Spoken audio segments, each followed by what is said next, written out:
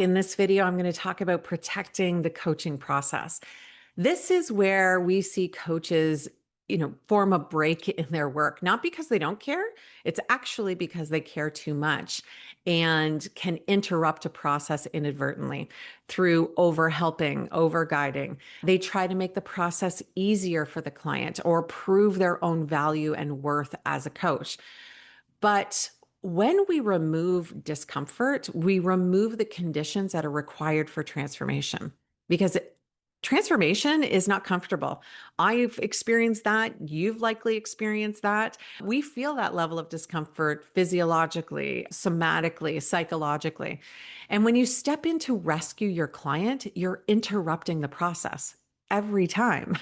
A lot of this comes from that helper archetype or that rescuer archetype, which is beautiful. It's probably what brought us here into coaching in the first place, but it also has a shadow. And those shadow aspects, just to name a few, can show up as codependence with your client, over responsibility, having attachment to their outcome, trying to keep your client feeling as comfortable as possible.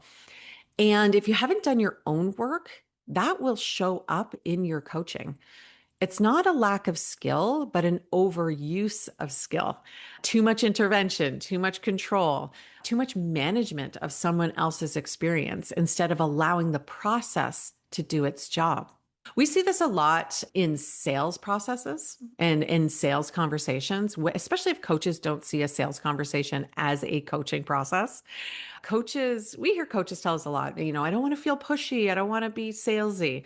So what happens instead is they soften or pad to avoid that tension, to avoid that level of discomfort. And in doing that, they actually create uncertainty with the client. The client can lose clarity when that starts to happen, and you lose that sense of leadership and guiding that individual into a process that you know is going to help their life. Safety comes from having confidence. You're projecting safety. It also is built into structure and direction. So the question is, are you supporting the process or interrupting it?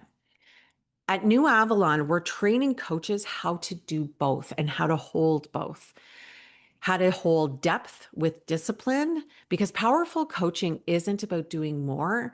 It's about knowing when not to interfere.